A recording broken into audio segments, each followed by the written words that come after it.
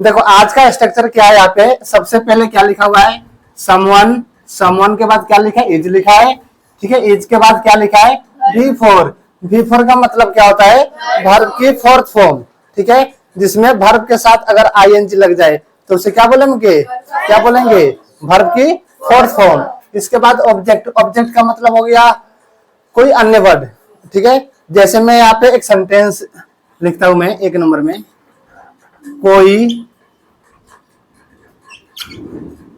कोई आ रहा है, कोई आ रहा है। तो कैसे बनाएंगे इसको, सबसे पहले कोई का इंग्लिश क्या होगा, बोलो बच्चों, समवन। अब यहाँ पे लिखेंगे समवन, समवन इज, अब इसको V4 यानी वर्ब कैसे में, आना। आना का मतलब क्या होता है, कम। कम में क्या होता है, आना। ठीक है, तो अब यहाँ पे लिखेंगे कमिंग, समवन इज कमिंग। ठीक है, समझ में आ गया। अब देखो एक और, कोई रात में, कोई रात में रो रहा है। अब रात में तो हम सो रहे हैं तो पता थोड़ी ना कि कौन रो रहा है।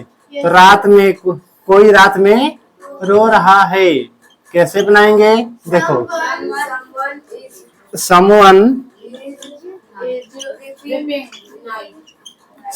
इज, रोना का इंग्लिश क्या होता है, विप होता है, और इसमें ING लगा देंगे। Someone is weeping at night, at night. समझ में आ रहा है, ठीक है। चलो एक और ट्रांसलेशन में यहाँ पे लिखता हूं,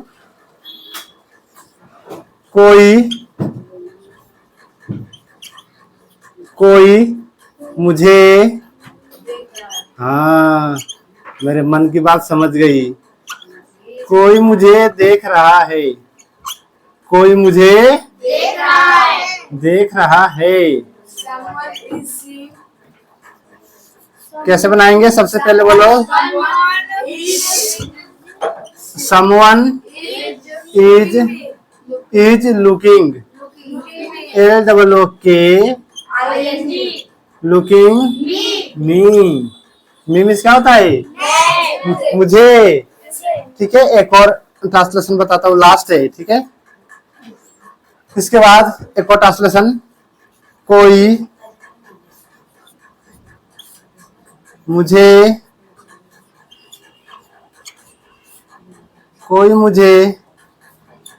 बार बार बुला रहा है। ये मेरे मन की बात समझ आ रही है, कोई मुझे बार बार बुला रही है। ठीक है, नीचे है लिख दिया।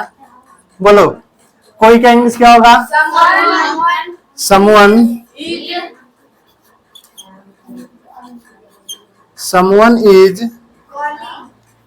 is calling,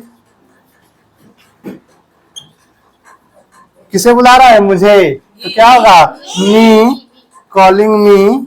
बार बार का इंग्लिश क्या होता है, again and again. someone is calling me, यहाँ पे अगेन एंड अगेन, यहाँ पे लिखता हूं मैं again and again. someone is calling me again and again, again and again में क्या होता है, बार बार। ठीक है, समझ में आ गया सभी को। ठीक है, एक एक करके अब मैं पूछता हूँ।